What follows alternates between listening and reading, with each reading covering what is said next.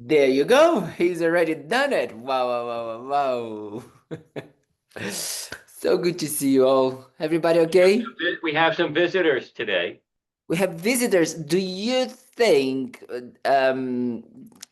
Jack, do you think you can try to put the camera a little bit more towards the right so I can see a little bit more of people? I'm so sorry. I know I'm becoming picky. I'm the last one. Exactly. Ah, very good. Oh, wow. Wow, wow, wow. Hello. So is anyone the first time? Yes. Yes. Three or four. Two. Four. Two people for. Very good. So very good. So you came for the last talk on this subject, but we're gonna talk about karma. So today is a good day because karma is always important for us to talk about. Very, very important. Because karma is actually life. All our lives is actually karma. So it's important for us to understand. Because right now, what we think about karma is that if something bad happens to the person that we don't like, we say, you see, there is their karma. But when something happens to us, we say, why? Why is this happening to me? Right? It doesn't work for us. It just works for others when bad karma happens, right? Not for us. So that is something that we need to really understand what is going on there, because karma in itself is not good or bad in that nature of essentially good, essentially bad for others. For others is bad and for us is good. Not like this, you know? Karma is intention. So that's what we're going to talk about today. So it's very important that, as intention before we do anything, we always say that before we do anything, not only here that we're gonna sit and talk and discuss and chat, and have tea and coffee. Maybe Jack has coffee, and then we have we can kind of like before we do that, we need to really check our motivation, check our intention. Why we are doing something, what is the reason, what we are trying to get out of it. So that is why it's important for us that we really take care of, of paying attention to the intention. Why? Because the intention is the movement that is going to make our minds go to either one or other direction. No? So that's what karma actually does. Karma moves us to a certain direction. And if the karma or the intention is a negative one, a selfish, a selfish motivation, or a motivation that is based on our negative tendencies, patterns, emotions, all of that, then the result is going to be pain, dissatisfaction, and discomfort. That's what is going to be unpleasant results. That's what we're going to have. But if we use our minds with an intention and we check our intention and we put the intention to be, oh, I want to go and listen to this blah, blah, blah from this crazy monk over there. And with the intention for me to be able to learn a little bit more about myself, to open my heart and be able to then, share with others that whatever I'm learning, whatever I'm becoming a better human being, to then share and to make this world a better place, then the result is going to be great. Good, positive result. So it doesn't matter what I say here, it matters the intention you guys create for listening to this, together with my intention of why am I saying. So that's why it's important that we check that. Okay? Always, whatever we do before we're doing anything, intention is very, very important. So that's why, we kind of like we started talking so many times before. We've been here for almost 4 months, I think now. I think already 4 months. Yes, today maybe 4 months. So we've been talking about so much about the mind, understanding and trying to understand, because in Buddhism, the Buddhist view, a very particular and specific, let's say like this Buddhist view, and the foundation of the Buddhist philosophy, if I can put it in these big words, the essence is that everything that happens comes from our mind. Everything that we experience comes from our mind. This is extremely different than what we believe and how we live our lives right now, right? The way we believe our lives right now is that everything happens if it is good because we are amazing, and if everything bad is because everybody's fault. That's normally how we go on our daily level, right? If something is bothering us because that person did that, and the only reason why I'm like this because you didn't put the garbage out, it's your fault. That's how we kind of like we do it. So that is how the mind actually works. We don't believe that is coming from our mind. The experiences, the situations, the emotions, whatever we are experiencing, we are believing, we truly believe it comes from outside. The responsibility, if you are happy, is because I had burrito today, so then I become very happy, right? That's why we think happiness comes from in the burrito. So then we think that what comes actually bad is because someone is being bad to me or not nice to me. So then that's the reason why I'm feeling down or angry or anything like that. We don't understand that actually is the mind and the way we interpret all of these situations, the way we are actually perceiving, the way we are actually engaging with these external experiences, and how we are decorating, how we are painting those situations in our minds. That is what Buddhism is going to say. Buddhism is going to say that actually the way things appears to us in our own mind is due to our karma, our habitual tendencies, and our intentions that we have accumulated many times. Everything, Buddhism will say that everything that we do with our body, speech, and mind, everything creates an imprint, a seed, okay, in our own consciousness. And that seed is there waiting to be ripened, right? Waiting to ripen as what? As mental projections, as decorations in our lives. So that is the reason why when we are looking at something, no? For example, you all are looking at this crazy monk here. Each of you are having a specific experience because it's coming from your own past imprints, your own past karma, your own way of decorating. So for our new people, they say, "Oh wow, I can't believe that these people have been here listening to this crazy guy for 4 months." So, and then some of them are thinking, "Oh yeah, this is very nice," or "But this is maybe not so nice," or "I like him, I don't like him." So all of these things are being projected. So if this was not the case, if this was actually, there was an objective idea, an objective reality of how this monk appears and how this monk is, then all of you should experience the same thing, So if I was awesome by nature, you all would need to think I'm awesome, which I hope you don't. So this is something that we really need to start understanding, that actually what we are experiencing is a simple projection of our minds, and the projection takes that specific color, shape, and attraction or non-attraction, beautiful or not beautiful, pleasant or not pleasant, depending on our karma, on our previous karmic imprints.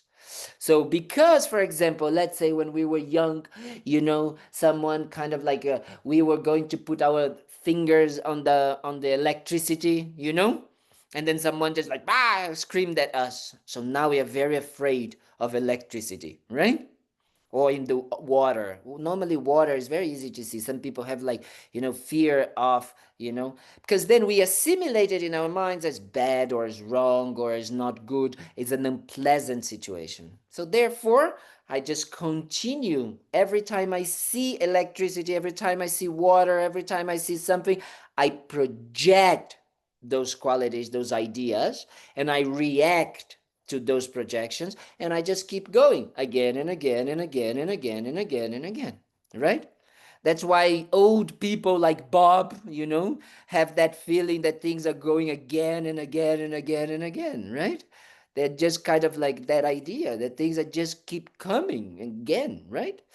Because that is the reason. Because we are just literally not aware that our karma, that our imprints are just coloring, decorating, as Lama Zopa used to say. I love this word, decorating, our reality. So that is extremely important that we start to understand. That is the reason why Buddhism says that everything comes from the mind. Because the mind, in that sense, we can say there's two levels here, but especially that level of being decorated by our imprints, by our karmic imprints. And that is really what, in some levels, what we call I forgot the name. The new type of a science that they are starting to quantum physics. Sorry, quantum physics is starting to really get to understand the idea of what I just said in these crazy terms of karma, imprints, or anything like that, right?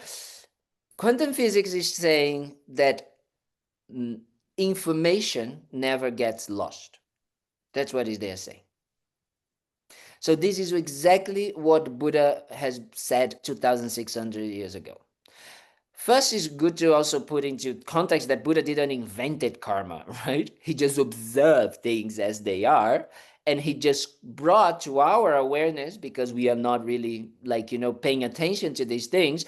So he just brought to our awareness that, oh, that's how things are. So now quantum physics is doing the same.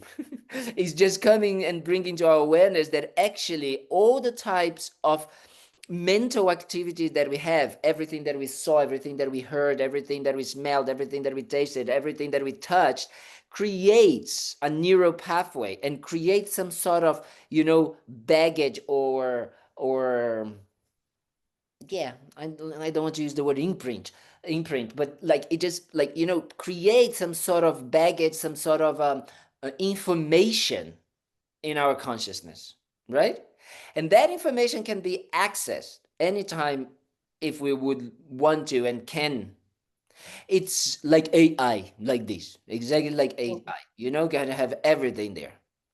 Yes, Bob has a question. I have an observation Okay. and a question.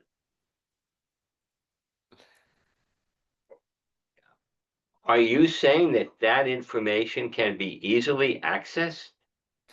I didn't say easily. I didn't use that word. Well, yeah, 77 years, we'll talk about access. I didn't put that word over there easily. Okay, I just wanted to make sure you weren't saying that. Okay, good. Well, but actually there's some people that they can recollect completely, and that is not a disease, but it's some sort of kind of like a mental not a dysfunction, but actually a quality in some ways, that they can remember everything that have they done 24 hours. They can really remember everything. They can say, and that can be extremely, it's really easy to kind of actually prove. Science is starting to prove that. We have, especially in the big monasteries in the south of India, as we had it in Tibet, we have some monks that have decorated probably 10,000 pages of text, right? They have memorized that. So the memory has that capacity. You can say it's incredible. I was always horrible in memorizing when I was at the monastery, very bad. But there's some of these monks, especially the older generation, if I can say that, to be honest, because there's less distractions that time. You could start a phrase of a text that they have memorized, and they would just continue any page, anywhere, all the time. They just do it, right? So that is a proof in some ways that we do have that capacity, and then we can just enlarge it or develop it in a kind of unlimited way. That is what we need to really start understanding. Why is it important to understand karma? Is to understand that karma right now is limiting our lives. That's what it's doing. Because it's what? Creating what Bob just said, just creating like again and again and again and again the same situations. We are just projecting, like something that is completely new, completely different as something similar, familiar, so we can actually feel that this is it is how it is, and then we just like react to that again and again. So karma in that situation is limiting our lives, right? It's just making our lives, especially negative karma in that way, is limiting our ideas, right? Because we just continue reacting in a certain way again and again and again. So that is why it's important for us to understand the limitless potential of our own minds, that we can use our minds and open our hearts towards all people to help them, to make ourselves happy and help others to be happy as well, right? That is like, for example, the utmost development of the mind. It's what we call omniscience. That is a state where we are omniscient. We know everything all the time, right? And knows means that you can actually see others, So I look at Jack and I say, oh, okay. So Jack, when he didn't have raisins, he created this negative karma of attachment to raisins, and now he needs to kind of like purify that. So like this, I know exactly, the mind of the Buddha, the mind of omniscient mind can have the potential. And how do we prove that this is possible? By right now, we can actually already do some of these recollections, and understand that from our own mind. And now quantum physics is coming and saying the same. Information never gets lost, right? So that is super important that we really develop that understanding. So that is why it's important in ours, like that we understand, what it means when we say everything comes from the mind in Buddhism, right? That means everything comes from karma. Everything is perceived, is being designed, projected by our minds, right? And more specifically, by our karmic imprints, our karmic dispositions, as we say. So that is why when I see a burrito, I find it delicious. That's why, someone else, crazy people, they look at the burrito and they don't find it delicious. I know these exist, crazy people like that. So that is the reason why we need to really start understanding our own karmic imprints, right? Really start to understand a little bit more of how it works, how our minds are really kind of like creating in some ways our reality. Hmm? Because once we understand that, then we start to understand that what we need to decide, or what we want to decide, is how to eliminate what we call negative karma, right? And we want to increase what we call positive karma, right? Why? Because whatever we are creating with that negative intention will be projected, and will not only be projected, but we're going to react to that projection in an unpleasant, suffering, painful way. And whenever we use our intention in a positive way, we're going to be creating, projecting something positive, and therefore having a pleasant experience, right? So I don't know you guys, but between unpleasant, painful, suffering experiences and pleasant, nice, happy ones, I prefer the last. Okay? The second choice, the positive one. Okay? To make sure that we understand that. So that is what we need to start understanding and developing. And that is why we say that we talked about it last week, didn't we? I can't remember exactly how much we talked about karma, but I think we talked a little bit about, what the four characteristics of karma. Remember, we talked about that. Yes. Yes, do you guys remember that Yes. karma is definite in the sense that what it means that karma is definite? What does it mean? Is that it means that it's fate, like fate, that we cannot change our life, so we are doomed. That's what it means. No, that's not what it means. It's not like that. It actually means that if we create a positive intention, we don't need to worry. We relax. We create the positive intention and then we relax. Why? Because the result is going to be positive. There's no other way. Nothing can make it different than that. Hmm? But that means that if we create a negative intention, something with a negative intention, guess what? Also, definite. We will create a negative results for ourselves. So that's what it means in being definite in that way. Yes, Jack, you have a question or Yeah, comment? what is defunct karma? Default, Defunct. defunct. I never heard this word. Kind of seed that's been Defunct. We do have what we call neutral karma. Okay. So neutral karma is something, for example, remember that I said that everything that we do, everything that we hear, everything that we see, everything becomes an information. Sometimes we are not necessarily processing or having an intention about something that we heard or something that we saw, something that we, well, tasted. And I don't know you guys, but normally I have lots of intention when I'm tasting a burrito. So that's maybe difficult.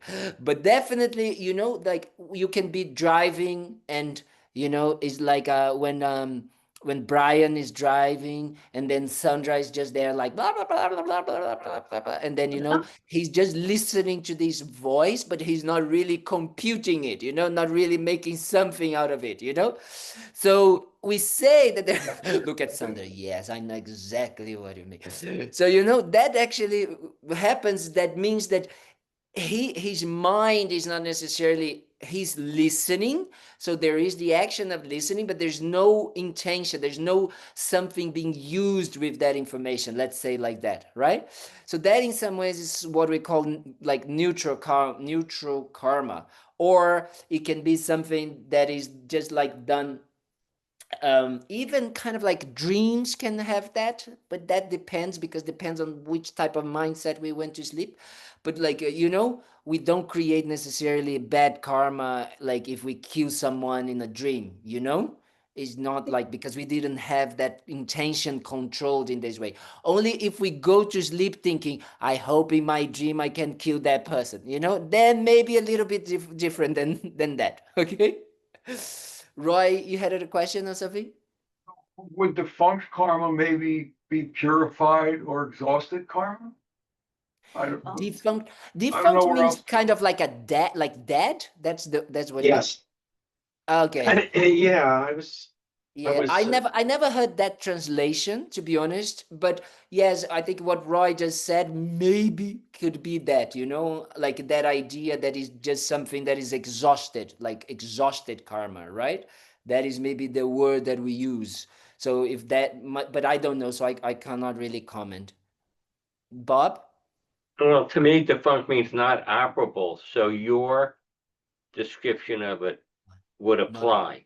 not operable, like not, it cannot, is not functioning in that way. Not Is that what you functioning. mean? Yeah, Right. yeah, that could be, So yes. that to me is what you were describing. Okay, okay, yeah, we need to check, Jack. It's your homework for you to find out the definition of defunct karma. Okay, not now, don't Useful put it or on exhausted? AI, don't put on AI, you go to the real sources. Okay, don't go to AI. So I will check as well. But that is why it's important that we understand those characteristics of what we talk about karma. We talk about karma having characteristics like being definite, or karma increases, remember? And that the idea for us to understand that what it means karma increases, like if I just say shut up, or with an angry, like a little bit like to someone, that means that this can become a war. Yes, it can become a war, because the same way that we plant a little seed, and from a seed of a avocado tree, a little seed from an avocado tree comes and we plant, and then from that comes a huge tree with flowers, with fruits, and all of that. The same way our minds will just make that little seed of contaminated negative karma, or positive one as well. Remember that. Remember, karma is not just negative, it's not just something that bad happens, but also good. So that can flourish, in a negative or in a positive way. So that means that we need to be very careful with our minds. What we do, even in the small details, in the small moments, so we make sure that we are accumulating performing or developing more positive karma instead of negative ones, even if it is the smallest one. Debbie? Yeah, last week when you were talking about increasing it, I think you said something like you could become like glass, and if you don't digest it, and I wasn't sure what digesting it means exactly. You I can don't know if you become remember. glass Yeah, like I thought you meant glass? I thought you said glass, like you could be triggered really easily, and I think you were talking about, you said inner anger. You were talking about it, and you said that you could you could hold on to something, and then I thought you said glass, but maybe it was a different word, or I guess like a rigid, maybe. I don't know, like it's you get. But maybe I was talking in the sense that, you know, when we were talking about self-cherishing or something, you know, in that idea that we become kind of like more, you know, kind of like the more selfish our minds are, so the more we are just allowing our minds to be following, let's say, like these rain running free on negative karma, you know. If we are just allowing that to happen, we start to become quite, you know, um our minds become very tight, and we become very kind of like narrow minded, and we start to really think about just me, myself, and I just start to become really that kind of like, you know, everything that someone says, we become like a hurt because someone said something. In that sense, maybe what I was trying to say, and that is because of negative karma as well. We are projecting even the way we are kind of like seeing ourselves, right? We are also projecting that in a negative way. And therefore, we are just becoming narrow minded about ourselves. So that is why we say that creating virtuous minds or positive mental states, it helps us to really see ourselves a little bit more of how we actually are in a more positive light, right? I'm not saying here for us to go exactly the opposite of like, oh, yes, I'm feeling down and negative, and then I become an arrogant person, right? Because that's what normally what we do is like, yes, I don't want people to see me as I see myself, so I'm gonna puff, you know, and become the strong and the holy monk. Oh yes, every like the, you know, like these things that we do in crazy minds, thinking that this is gonna actually solve the problem, right? Because we don't actually see that relationship of cause and effect about karma, right? We don't understand the definitive aspect that whatever we create with negative karma, in negative intention, is going to be a suffering in result. So if we are doing things with a selfish and kind of like self-centered attitude, when I'm just thinking about myself and I don't care if other people are happy or not, I just want myself to be happy, that will definitely create suffering, right? That result is going to be like that. So maybe in this way, and that is really important for us to understand. And I always like to, you know, I think that if we become too proud of you know, because we are kind of like not wanting to see that how people, you know, see how we are not feeling good about ourselves, normally also thinking about karma helps, right? Because one of the characteristics of karma as well is that we can't experience something that we have not created. Remember we talked about that? So if we are not, you know, kind of like doing well, if things are not happening the way we wanted, guess what? Nobody else to blame. Nobody. Also, we shouldn't blame ourselves. Let me put this straight. But we should definitely stop pointing the fingers about everybody else's blame and responsibility for us not having what we want in the way we want. But actually, we need to understand that the reason why we don't have what we want in the way that we want is not because we are not possible to be loved, not possible to be successful, not possible to do this, we are unfit, you know, or we are kind of like not good enough. It's not like that. It's just because we haven't created the causes to have that, and we have created the causes to experience whatever we experience now. And the reason why we created this cause is not because we are bad people, not because we are kind of like, you know, yes, we are sinners, you know, that we kind of like are just suffering and we cannot do. No, it's because of our confused mind. Because we believe The moment we wake up until the moment we go to sleep, we want to be happy and we don't want to suffer. But we are confused on how we get there, right? So what we are trying to achieve is that we're thinking that happiness is, as I like to say, pleasures, temporary, sensory pleasures. That's what we think it is happiness. And the way we are trying to achieve those temporary sensory pleasures is by following our negative karma, our negative emotions, our selfish attitudes. That's how we are trying to do it. And then, guess what? We just suffer more and more. There's no way we can get what we want. There's no way. First, because Buddhism is saying that aspect of just temporary sensory pleasures is never going to be enough for you to be happy. And no matter how much you have, how much money you have, how much, burritos, how much massage you have, all of that is never going to be enough. Okay? Ever is going to be enough. We are getting there, or I hope we're going to get there, because maybe we're going to have people making $1 trillion and they still looking for more money and thinking that they can be happy, right? So maybe we are not there yet. But that is the problem. We truly believe, and we believe that nothing, like the way to achieve that is just by being selfish, by being like contaminated by anger, by if I am angry, then I'm gonna get what I want. If I am attached, then I'm gonna get what I want. If I am jealous, I'm gonna get what I want. If I am proud, I'm gonna get what I want. That's what we think. That's how we try to achieve this, right? Think about it. Just think about it. That's normally how we try. Or are we going to be sneaky? Or are we going to be kind of like, or are we going to be pretending that we are, oh, everything is okay, yes, no, just to kind of like, get what we want, these temporary, like, sensory pleasures. That's what we're doing. So then we don't find happiness.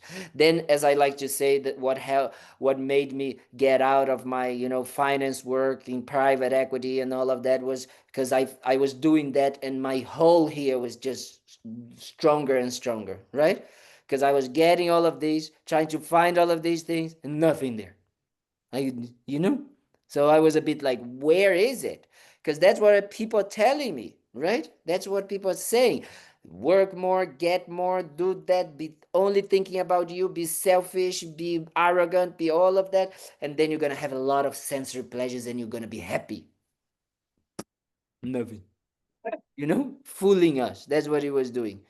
Cheating us, as we say, So that is what we need to start understanding, that, if karma is definite, if I cannot experience something, if I didn't create the causes for it, if karma can increase it, I better really pay attention to my mind, right?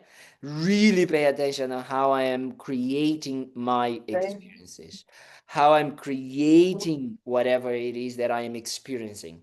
So that helps a lot when we understand that whatever we experience, whatever is coming from our minds, is a projection of our karma.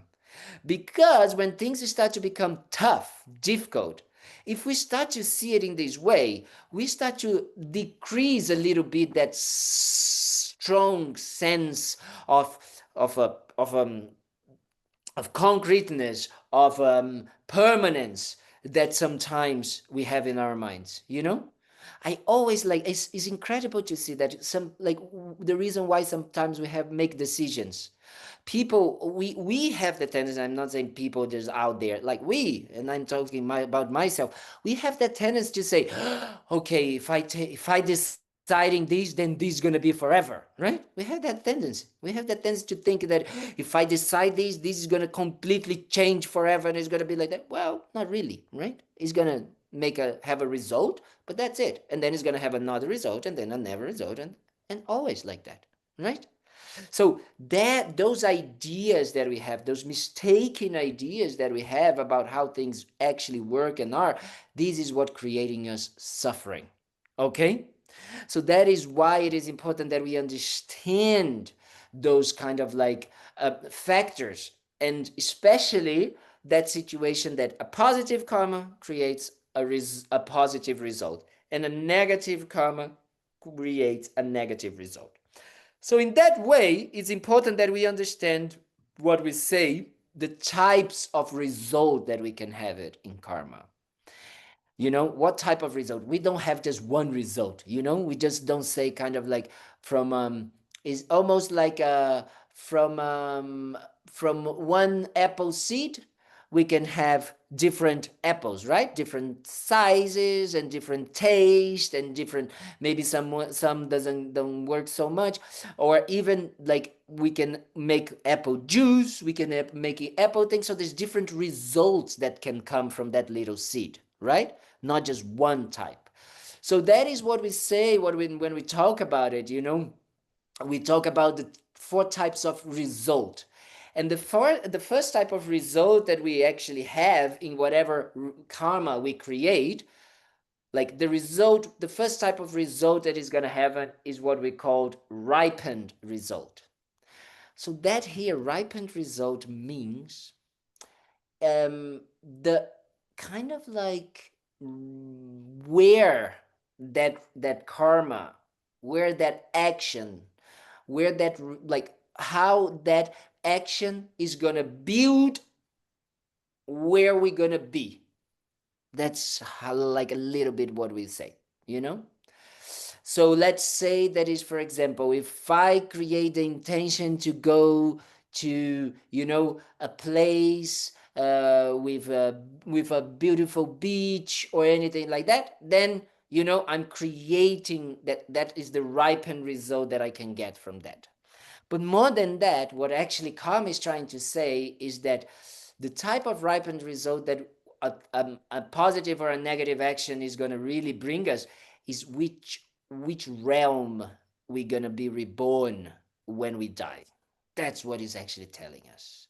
So it's telling us that we either going to be reborn in a good realm or we're going to be reborn in a not so good realm. That is what the ripened result is going to say to us. So because we talked about, you know, the possibility of reincarnation, of continuity of the mind and all of that. But what is most important, for example, let's say that we are reborn in this life, as a human being. So that's the ripened result, you know? So it's like, okay, so I created something positive, so I became a human being again. And that is very important. But the second type of result is very important because it's called environmental result. So that means that the environment we're going to be reborn in, maybe, you know, we did it things that are not so nice, and therefore we have been reborn in maybe dirty countries, or maybe, you know, like violent places. Maybe we're being reborn, you know, in places that we don't have access to, or, you know, food or water, or maybe we don't have, you know, places that we don't have freedom, right? That we live in some totalitarian regimes and things like that. So that is the environmental result based on the result. It's one of the results of our karma. Okay? So one seed, what is important to understand, it gives these different types of results. Okay? Are we communicating so far? Yes, sir. Yes, Okay. yes. So this is important that we understand that the reason why we're going to be reborn as a human being is because we created a positive result. Why? Because human beings are the best type of a rebirth we can have. Why is that? Because we have a mix of both a little bit of pleasure and a little bit of suffering, so it can make us evolve and develop our minds and our hearts. If we are reborn as a, like, you know, as we say, the kind of like the worldly gods, you know, think about it, you know, over there in Greece, you know, those kind of like the Greek gods, and just like, you know, eating and drinking all day, then you don't have suffering. So you don't want to work on yourself. You just want to enjoy, you know, in that. Or, you know, we just want to kind of like, you just like these things and you say, no, I don't have any problems. But then we're going to be dying again. Even those gods in Buddhism, we say that they die. So what they happen? Then they didn't use any time to practice Dharma, to practice, you know, developing a kind heart, thinking about others, understanding their minds. So what happens? They go down, boom. And then they are reborn in a not so nice place. But also, if we are reborn, for example, if we've done some negative actions like killing things, killing, or something like that, what we say is that we're going to be reborn in places, on in this life, or or in future lives, or we can be reborn not only as a human being, but we can be reborn also as an animal, right? So, or as a ghost, hungry ghost, one that never ever can satisfy themselves. That's easy to see how can some people are like hungry ghosts, as we say, right? People are just like more and more and more and more and more, and never enough. Is that feeling? That is exactly the type of mind. And if you think about it, it makes sense that that is possible. Because when we go to sleep, if we watch it like, a horror movie, we normally have nightmares, right? Because it's just a continuity. We're just bringing that, right, with us. So if we are accumulating in our lives during, like old people like Bob, 77 years or something like that, 80 years, of kind of like of those mental states, when we die, that continuity is going to go to the next life, right? So if we are craving and wanting more and more and more, it's just going to continue. So that is, let's let's make it in a different sense now. Try to observe your own life and the habits that you have. They didn't come from out of the blue, right? You have siblings maybe, or parents, or friends, and you're being created and educated in the same way, in the same place, and all of that, and you are very different people. And the reason why is karma. So you have accumulated those habits, patterns, right? And you're just continuing this life because you don't have awareness. So you just keep on going on the autopilot, right? Allowing those tendencies to continue. So that is why it's important for us to understand karma, because karma doesn't mean destiny, doesn't mean that we don't have a choice. Actually, karma is choice. Karma means, oh, if I actually have awareness, if I have a consciousness, I can then decide which type of intention, which type of virtue or non-virtuous mind I'm going to have. Does it make sense what I just said? Yes? Yes. So that is important for us to understand. So those results, when we talk about these results, we can start thinking is like, oh, why I was born in maybe in a poor family, or why I was born in a situation that this and this happened, why I was born, why this happened to me, because of karma. So what is important here? I'm not saying that you deserved what happened. I'm not saying that at all. So if you say something like this, like as Bob said, that I said that it's going to be easy, no, I didn't say that. Okay, I'm not saying it is you deserve what happens, every negative or every suffering that you had. I'm not saying that. I am not saying as well that people created the cause intentionally. I'm not saying that. I'm not saying that people like intentionally created suffering for themselves. No. What I'm saying is that due to our confusion, due to us believing, that actually saying something nasty, bad to someone, for us like, punching someone, for us doing something bad, lying, stealing, or whatever we have done, was because we believed in that moment that acting, speaking, doing something and thinking in that way would bring us happiness. That is the reason. We have a Yes? question. Oh, yes, please. What is your name? My name is Thea. Thea? Thea. Very nice Why to meet do you. we always think of karma, though, in a negative way? It's Yes. always negative. Yes. If something happened to you with something, then it happens to the other person, you go, that's karma. Yes. Yes. Why do It we is. tend to always think of it not in Yeah. a positive way? We think of it in a negative way. I don't. Very Yeah. good. Positive. Very good. It's because of Taylor Swift. She has a song called Karma, and that's the reason why. It's all her. The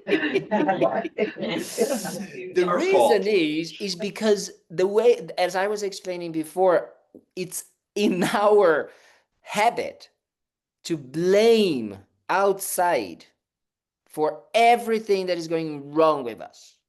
That is our automatic response, which is our selfish, self-centered attitude that protects ourselves as being holy, pure, perfect, amazing, and see that everything that is harming that as bad, as wrong, as the one to blame, as we say, right?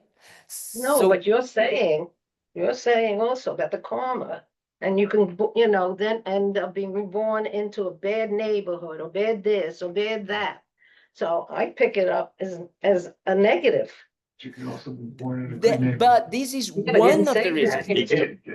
He said there's The- positive karma and negative karma. But there is a possibility as well, you're completely right. There is that emphasis sometimes in understanding or recognizing that we have more tendencies, or is more spontaneous, or is stronger, our autopilot or our habitual tendencies to create negative karma, right? Because of our selfish mindset, because of our wrong ideas, because of our confusion. So we have that tendency, habit. However, as the name it says, habit and tendency, it can be changed, it can be transformed, right? So the same way we also have positive karma.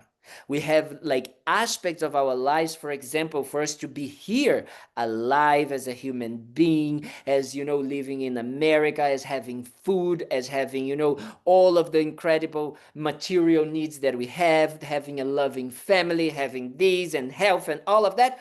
We created a lot of positive karma. So we are also creating positive karma by allowing those things to continue, and the ways to do that is mainly by being an altruistic, a mind that is not so focused on thinking about myself, right? But thinking about others, by making offerings, of being generous, of being kind, compassionate, loving, all of those positive mental states, these actually create in our minds these positive imprints.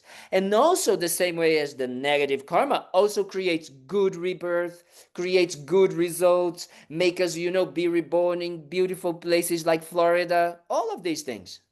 So it's not just one or the other, it's both, Yeah, but isn't the Yes. other positive also, which I, try to use a lot, is gratitude. Yes. So where doesn't gratitude come into play also with your good karma? Yes. When I used to hear karma, if something was done to me negatively and then something happens to somebody else Yes. negatively, they say, well, that's karma. Yes. But that is what we need to start changing now. And we need to say, wow, if I am like, for example, receiving something, a nice gift, or if I am like, going to a nice restaurant and I just had a nice meal, even best is, in Florida, when we are, in the hot, it's very hot outside and we go inside and there's air con. Even that feeling is good karma. So anything that alleviates, that we have a pleasant experience, everything in your life that you have a pleasant experience is the result of a positive karma. That is very important. We don't see it like that. We take things for granted, right? We just think that we just like, we did it, no, because I'm paying the bill. That's why I'm actually, I'm paying the food. That's why I'm having that. No. Actually, on a karmic level, is because you created the causes for experiencing that pleasant result. So all the pleasant experiences that we might have in our lives is because we created the positive karma. So then it's what we say in English, counting our blessings, right? Is actually realizing how many blessings we have. Then What do we do with that? We just count them and say, okay, great. I'm a good, fortunate person. And I don't care about anything else. And I'm just going to live, play hard and work hard and play hard and whatever. No, not like that, right? What I'm going to do is that if I am experiencing this now and I enjoy it, let me continue creating the positive, intention, the creation of good causes for it to continue. So then what you just said about, having a generous and gratitude mind is a great way to continue creating that, right? Because we are not just taking for granted just that I have all of these things because I am amazing and I did all by myself. No way. You did that because there's so many people that have done this, help you, someone has taught you to eat, to drive, to walk, to speak, to everything. So everything has been due to the kindness of others. And because of now you're experiencing this, is because now you can create, then continue to create these positive mental states. Does it make sense what I'm saying? Does it help? So? What it is? Tell me. I love debates. Come on. Yes, he does. Okay. I had doing a lot of Buddhism many years ago and all. Okay. Then I got into Stoicism. Are you Okay. familiar with Stoicism? Yes, sir. Okay. There's a lot of similarities Yes. in Buddhism and Stoicism. Can you explain to me where the difference lies? I mean, I've done both, now. Where does the difference lie? Because everything you're saying is a lot of what Stoicism also preaches. And I'm a firm believer, well, I've always been a firm believer of your mind and your body working together. I believe even when it comes to, illnesses, it's how, like it works hand in hand. Yes. Very good. Okay. Yes. So I don't know if where does the difference lie? Because, like I said, Stoicism also is based a lot on, the gratitude. The Stoics want to be okay, the Buddhists want to be happy. No, I disagree with that. Yes, I don't know if I can compare. I don't know if I have enough knowledge of Stoicism to talk about what are the biggest differences. But what Buddhism is, it's what is really, let's say, the aim of Buddhism or the goal of Buddhism is to develop our minds into what we call an enlightened state, right? That is what we want to do it. So what it means an enlightened state? It's in the mind that has two qualities. The first one, as we say, is the definition of the word in Tibetan. Tibetans are very good in using words because they really try to capture the idea, right?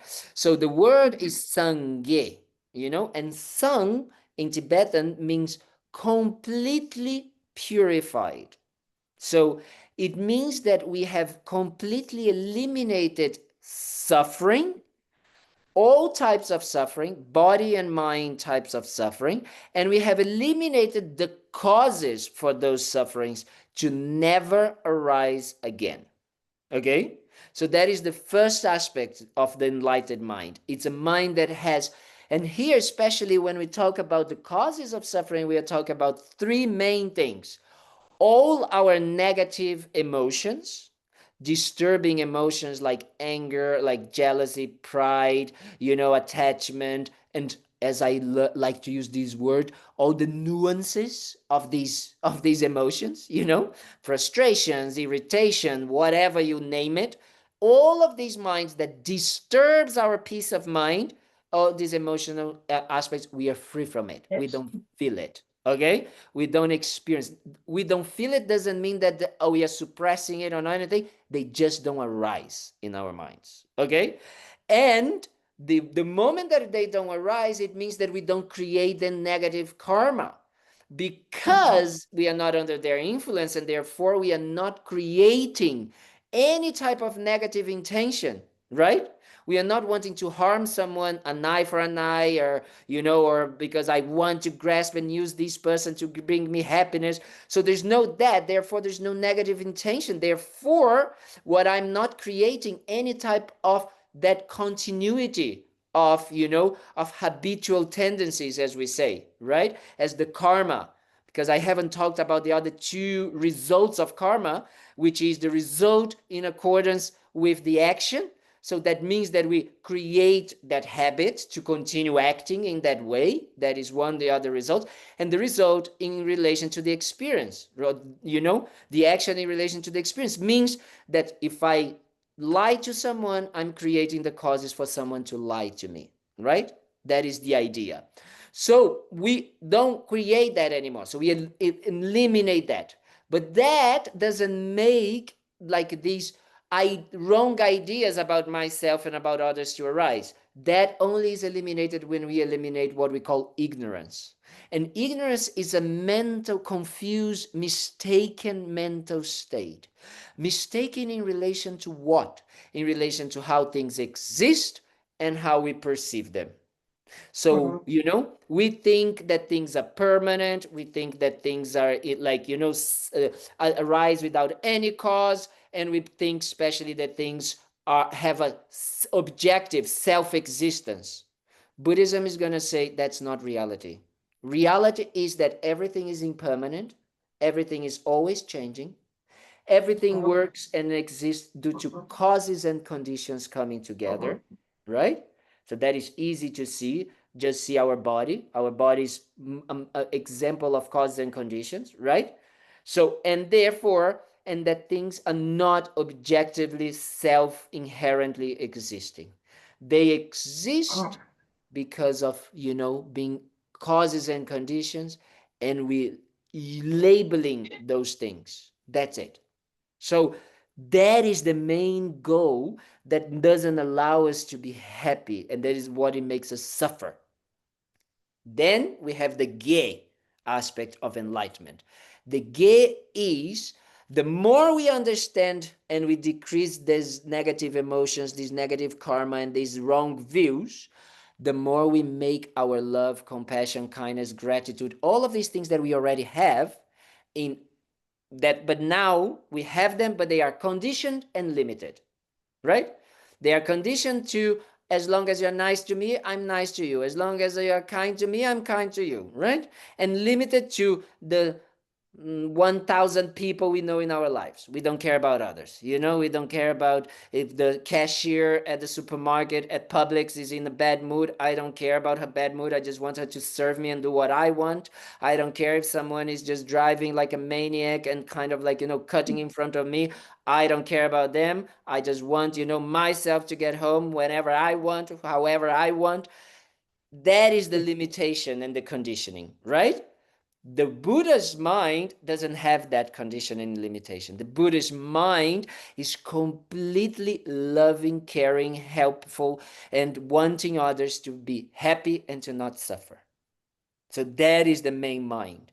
So the mind of the Buddha has mainly three characteristics. Has an incomprehensible, immeasurable compassion, immeasurable wisdom, means that it knows exactly how to help others to be free from suffering and how to be happy, and have an incredible, immeasurable power, means it can manifest in whatever way is going to be able, and out of this compassion and this wisdom, to help others.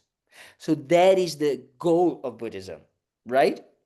I cannot say like that this agrees with what different traditions actually want, right? So that is the main goal. I don't know if that helps. Yeah, I think the thing that I got out of it, whether it's Buddhism or Stoicism, is the only thing we can control is our mind and our thoughts. We can try to control. I agree. Exactly. Yes, that's very true. Yeah, very true. But, it's what we feed ourselves Yes. that makes the difference on us as, Yes. our own health. Yes, absolutely. So that is why we kind of like, that is why karma is then even more important. Because if we don't have, the reason why we don't have control of our minds right now is because of karma, because we are not aware, we are not conscious. So it's almost like there is a autopilot, just playing and running the show, because we are not aware of what we are, our intention and what we want and why we are doing things, right? And therefore, for example, many people in the world knows that smoking is bad, but they still smoke. Why? Because they are bad, weak people and all of that? No, not at all. Is because of habit and not control of their minds. So they need help to be able to control their minds, right? Why an addiction? A person that has addiction, like a drug addiction or alcohol addiction, is because they are bad people? Not. It's because they believe that doing that is going to bring them happiness, right? That is where we can help them to actually develop that idea to say, look, it's up to you, but just check that if you act in this way using drugs, look at your body, look at your health, look at your relationships, look at your life. It's just that, because that's are the results that they're going to have, right? But we can't change them. That needs to come from them, right? They need to change themselves. The moment that they see that as negative, then they start to change. Guess what? Same for us. The moment that we start to understand that we have tendencies like attachment to family, to friends, to these, to my half coffee, to my raisins in my porridge, to my this, to my that, then we are starting to become exactly like drug addicts in that way, right? We are believing that those things are needed and necessary for us to be happy. And if anyone comes in between me and my half coffee and me and my raisins of my porridge, I'm going to make a war with them, right? And that's what happens in relationships, in friendships, and things like that, because we believe that this is the way things are. And that is why it's like karma and understanding that is so powerful, because it gives us the tools to transform our own wrong ideas and our own wrong habits, right? So karma means that things are due to cause and effect relationship. And because they are due to cause and effect relationship, they can be changed. If we change the cause, we have a different result. Otherwise, it's what we say, I think I always say, I think it was Albert Einstein that said it's kind of like an insanity to be, trying to have a different result using the same mindset, right? The same mental thing. It's just absolutely crazy. But that's how we are. For the Buddhas, we are crazy people, right? Exactly like we see drug addicts, right? We see drug addicts as being crazy and kind of like stupid and things like that. Buddhas say the same. But instead of like us judging these people who use drugs as bad, as weak, as all of that, they help us. They are kind and loving and compassionate and want to help us in the best way possible, right?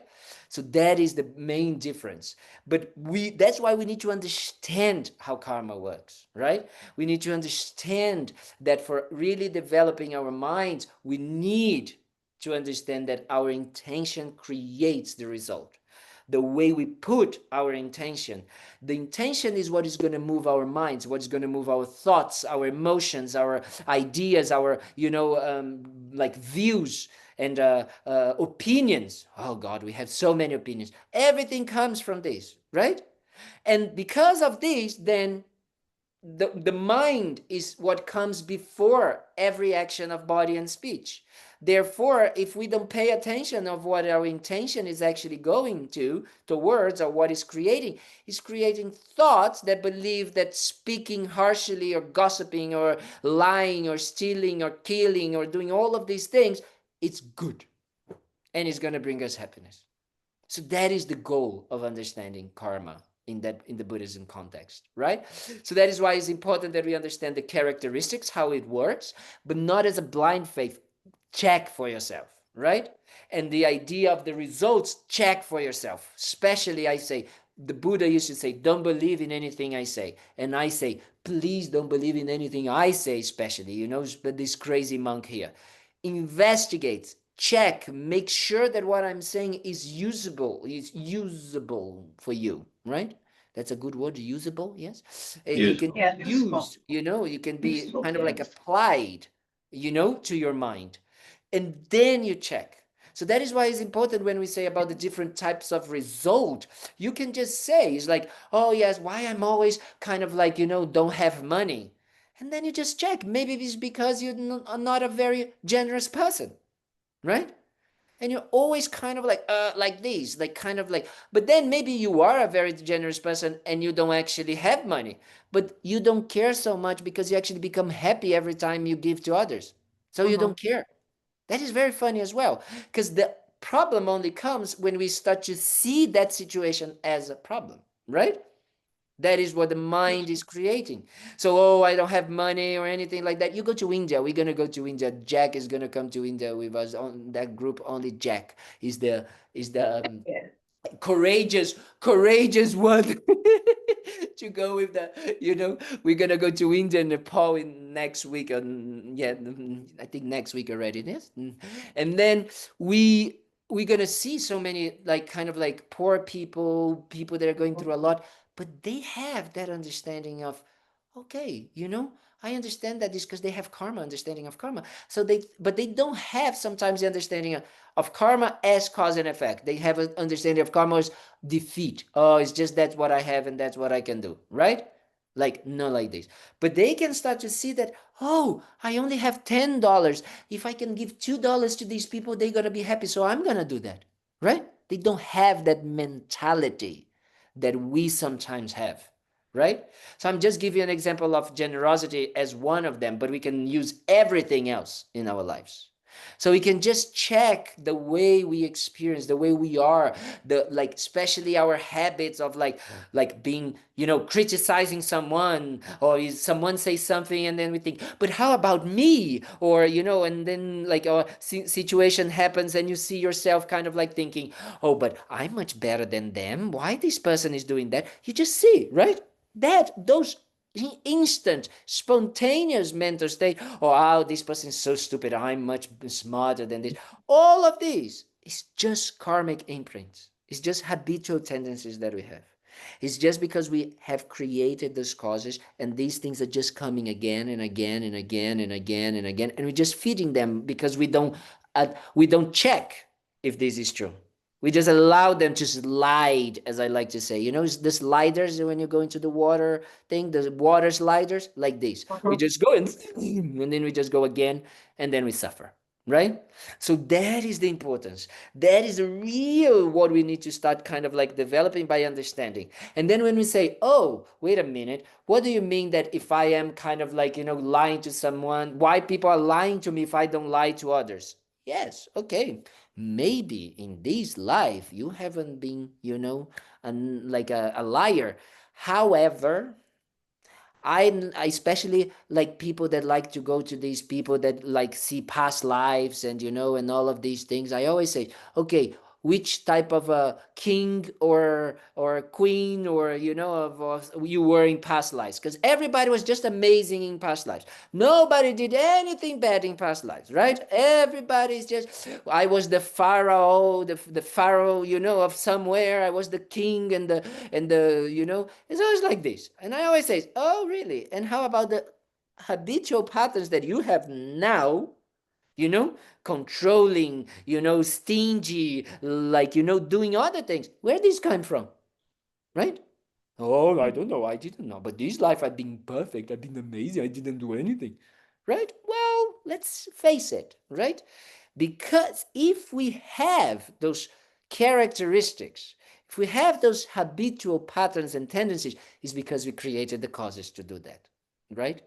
So even if we are not lying in this life, is if people are lying to us, if people are not trusting us, for example, but I just had a good intention. I swear that I had a good intention. Okay, first just really check if there was a good intention. But maybe it's just because you're so used to deceive others that now people don't pay attention to what you say. They don't care. So that is the cause and effect relationship that we can start to understand. I'm going to give you guys a homework. I'm going to send it to you, and then Jack is going to maybe, so you guys write down your email so you guys can read. It's about what we call the 10 virtues and the 10 non-virtues karma. So it's just examples, as the Buddha said, of main aspects or main actions that we do in our lives. And we have 3 actions of body, 4 of speech, and 3 of mind. So these are the 10 non-virtuous actions. And it's so interesting to read and to just check. Maybe, I'm not saying just take it for granted, don't believe it, don't think, because Buddhism doesn't have dogma, so it doesn't think about that. But when we say about killing, and then we say that, like killing creates the karma for us to be reborn in negative rebirths, that makes us being wanting, like someone wants us to kill us and all of these things, we say, but I never did that. And then we have situations like, someone goes inside school, and then one person, 2 people die. Why? How do we explain that? Karma is going to explain we created the causes. Again, creating the causes doesn't mean you created the intentionally and you deserved it. I'm not saying that. Because otherwise, you guys gonna kind of like want to punch me in the face, and I'm gonna allow it if I was saying that. But I'm not saying that. I'm not saying that anyone that has been killed, anyone that has been negatively, that has been suffered, that they deserved it or they did it intentionally. But by understanding cause and effect, and even though we don't understand it with our bare minds right now, clear, as we understand, kind of like planting a seed of apples gives us an apple tree. As long as I know we don't understand in this way, but if we just understand that cause and connection, cause and effect, cause and result, then we start to really just check. Okay? Just doubt and say, if I am experiencing that, maybe, is it maybe a possibility that I have maybe created the causes for that? Just that. That is already amazing. That is already really powerful. That already starts to really brings us, as I like to say, in harmony and in connection with who we are, right? And who we are is that we are a bunch of causes and conditions coming together.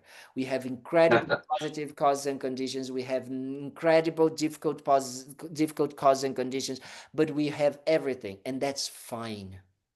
But if we don't allow ourselves to engage with the negative ones, forget about it. We can develop as much as we want of positive ones.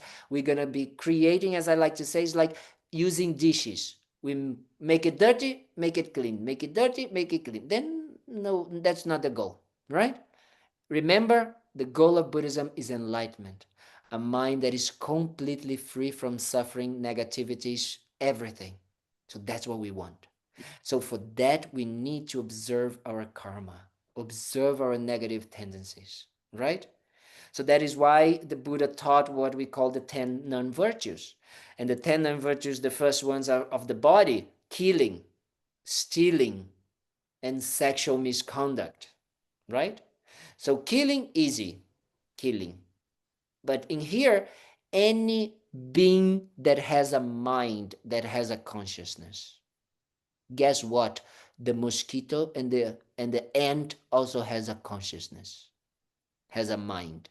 So killing mosquitoes and killing ants is creating your karma, a negative karma, a cause for. Why?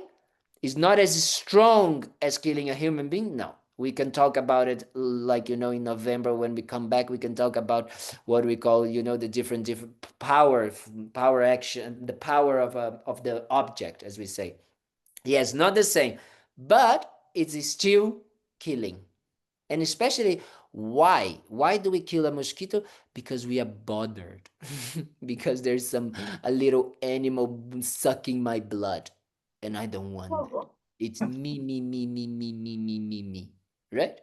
And I always remember that story of Lama Zopa Rinpoche, when Lama Zopa Rinpoche was in Nepal many years ago, many years ago, and he was in this little hut, in this little place, and Venerable Roger, Australian monk who was Rinpoche's assistant for many years, and they were sharing the same room. And Rinpoche never slept. He never lay down to sleep. He always stayed either in meditation or doing prayers all night, thinking about others and, like praying for others and all of that. And he was, Nepal, especially in some places, very hot and humid, so lots of mosquitoes.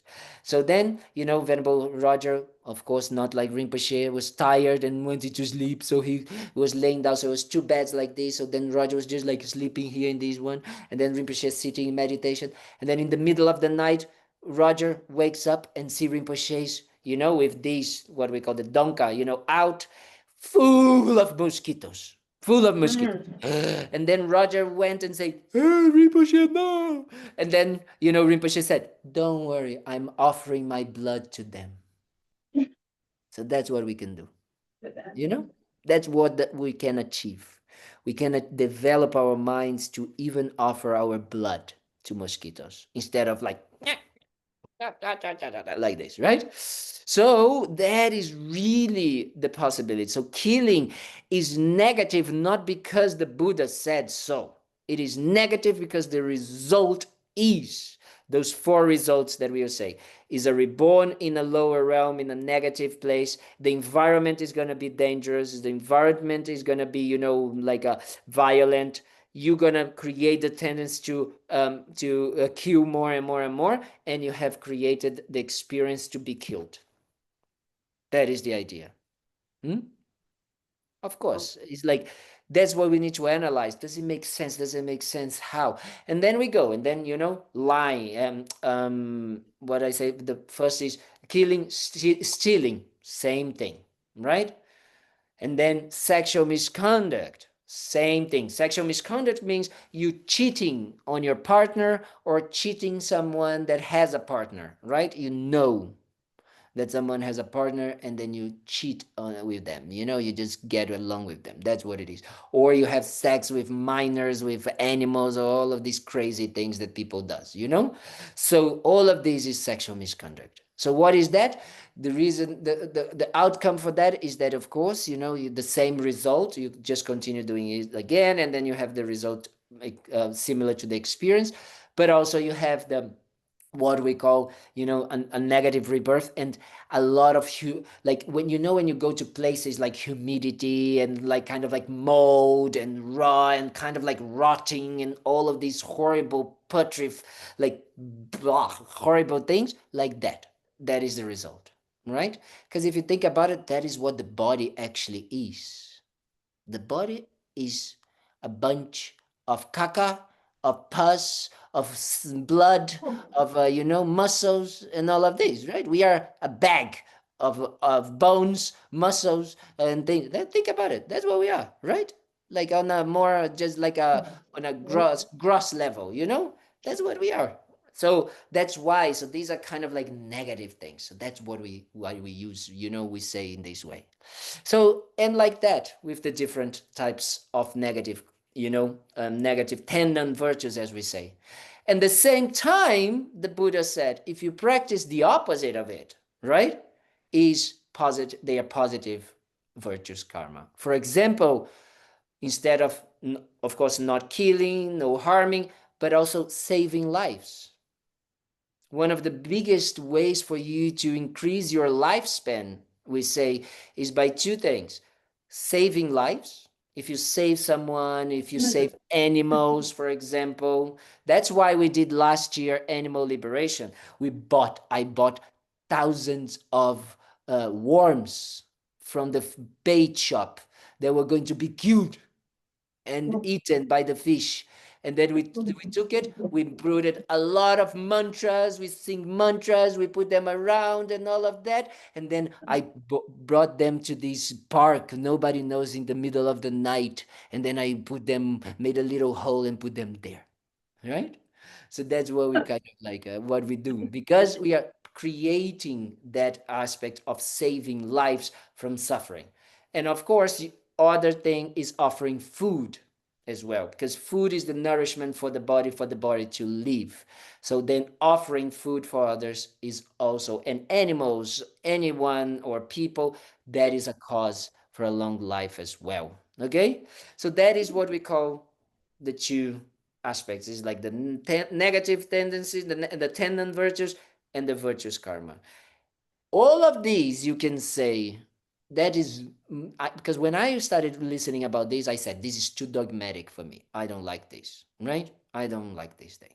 But the more I started to learn and to investigate, I started to see the cause and effect relationship. And that is the most important. To understand the cause and effect relationship. What does it mean? How can I expand my kind of like lifespan, my own life, by giving food to others, right? And you start to think, well, what am I made of? Of food. Who does food? Who prepares my food? Well, I cook, I buy. Well, I don't think you plant all your food. I don't think you deliver to the groceries. I don't think you take all of the eggs or the chicken or the cow that you eat. I don't think you do that, right? So that means that others have done that for you. So when you are offering something to them, you're also helping them to continue living and therefore to continue helping you. That's a little bit of the idea in a more gross level, right? We can kind of like really start to make this cause and effects relationship with the mind that we have now. Does it make sense, or I'm completely crazy today? I know I'm completely crazy, but today is very bad. No? Fabulous. Terrific. That is Terrific. great. Bob Cocker, you must be doing something right. It's exactly. So that is the idea, right? That is really that we kind of like don't take things in a blind faith dogmatic way. I don't want to be that person, that I'm just sitting here and saying all of these dogmatic things. Need you guys to explore, investigate, analyze. And the more we investigate and analyze, the more we start to understand. The Buddha never said like, don't do this. The Buddha explained the cause and effect and let you decide how you want to choose your life. So that is the idea. Okay? The Buddha doesn't have 10 commandments, right? It's not like that. The 10 virtues are not 10 commandments, like you have to, you show, you not like this. The Buddha just explained, look, these are the cause and effect relationship. These are the actions of body, speech, and mind that we normally are using or acting every day. Check it out. If you want to continue having these results, okay, fine. I'm going to continue loving, being kind to you, trying to help you in this life, future lives, eternity. But if you don't want, then you stop acting in this way. Right? Again, the Buddha cannot change our minds as well. Not even the Buddha, not even the teacher, not even the Dalai Lama can change our minds. Who is the responsible for that? Ourselves. We need to change our minds, right? We need to transform ourselves. That's the only way. There's no other way. There's nothing out there that can transform us, even if we really like look for it outside. It doesn't. There's no magic pill. If if you came to the class, if any of you, the new people, came to the class thinking that you're gonna live here enlightened, you can get your money back. Not possible. Okay? Not possible, because there's no such thing. So that is the real important aspect that we understand. The importance of karma is not to just have that understanding of like, this is bad, okay, this is the result, oh, this, that, not like this, right? And if we can go even deeper into karma, which when we come back in November, we're going to talk about, we also have like what it makes it a karma complete, right? If I just thought about like killing someone, but I don't kill it, is that a complete karma of killing? No. Right? So that is what we're going to talk about as well. Yes, Jack, please save me. So, why do you think the 10 non-virtues and 10 virtues sound almost exactly like the 10 commandments?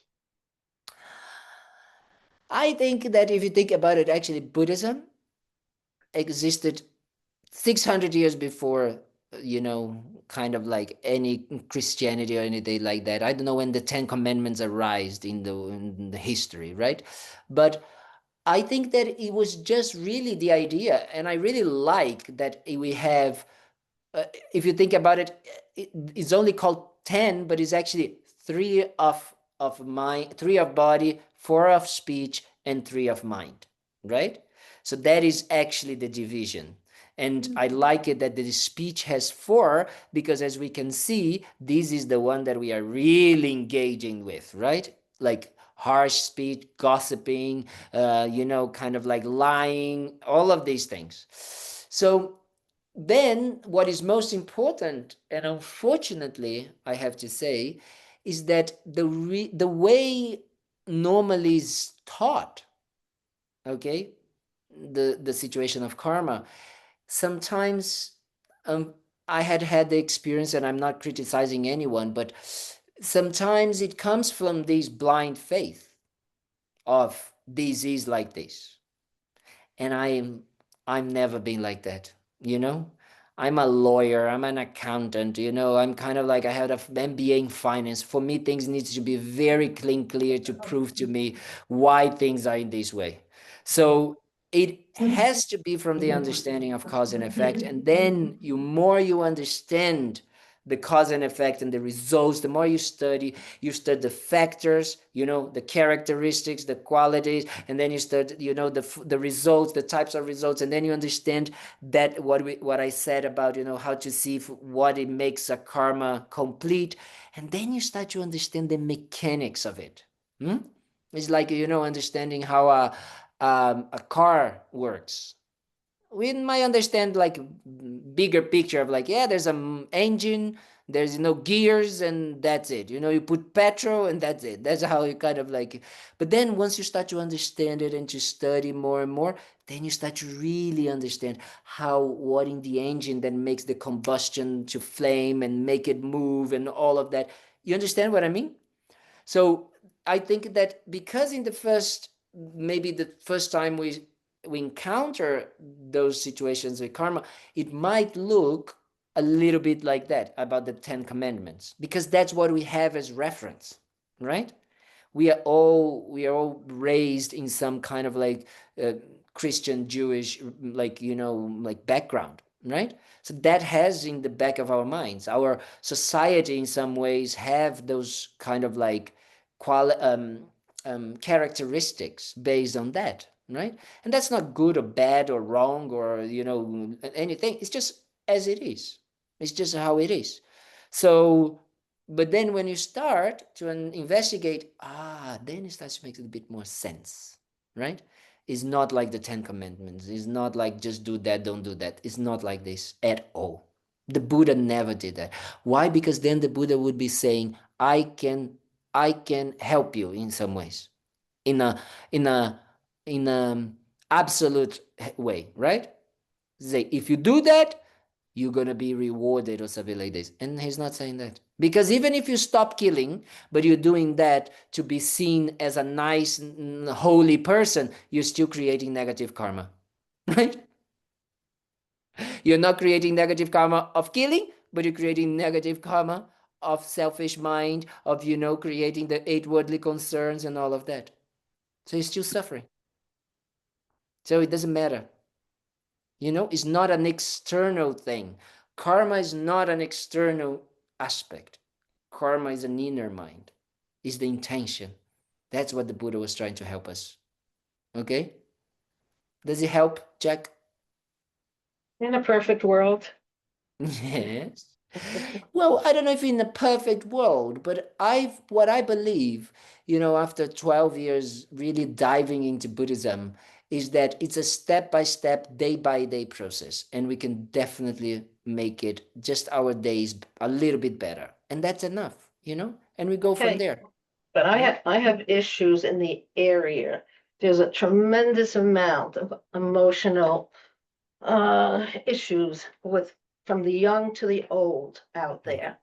Yes. A lot, an awful lot.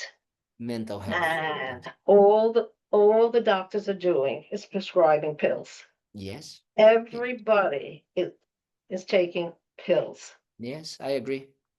Yeah, I think How that do what is how do we happening. change something like that's going on in our society now? Okay, from the little ones. Yes. They start with the little ones already because they're suffering from anxiety. Yes. I Yes. mean, Yes. Yes. Yes. Yes. They haven't. I totally agree. I They totally haven't agree. learned coping skills even at Well, 20 because years of age. unfortunately There's our no society, resilience. yes, our society is not creating those mechanisms to help them, right? And so it's our responsibility, especially us that we are here in this room or this virtual room, that we have been learning and developing those kind of like tools. And then we can say, well, let me try to help others, right? To develop those tools. That's the only thing we can do, So when we have It's someone, sad. It's very we can sad. it is, but that's how it is. Like the Buddhism already talked about it long time ago, 2,600 years ago, that this time and age that we are living is going to be the problems of the negative, we are going to be controlled by our negative emotions, right? And especially all of these mental health problems. That's what is happening, right? Tremendous amount. Tremendous mental health. So what we need to do is like we need to first take care of our mental health so we don't get affected by that, right? If we are doomed, if we are going down in the spiral with them, we're not going to help anyone. So if we don't learn how to really take care of ourselves, forget about taking care of others. So first we need to work on our minds. And then the more we work on our minds, the more we open our hearts, the more we become like free and the more tools we have to help others. So that is the idea. But there's no Okay? resilience out there. There's no Exactly. resilience anymore. Exactly. And we need to start with ourselves. That's the most important thing. Mm. Okay, sweeties. Thank you so much. I hope that anything Thank that you, we have Venerable said Kalden. during these 4 Thank you, months thank was you, in thank you, any way thank you. beneficial, that you might use any of these things that we said today and in the past 4 months Thank to you. really develop your minds, to open your hearts, as our friend was saying, to help others, when they are in need and whenever we can, to use it to help others. Okay? And then especially try to work on yourselves. Really, really, really. That's the most important thing. Continue. And I'm extremely grateful to all of you for coming here, for being, especially at the center when I am not there, but coming online and coming in, to the center as well, and being together. And really, you guys inspire me, because without you guys being there and wanting to improve, there's no monk here to do anything. So thank you so much for doing that. Okay? Continue the Thank you. good work.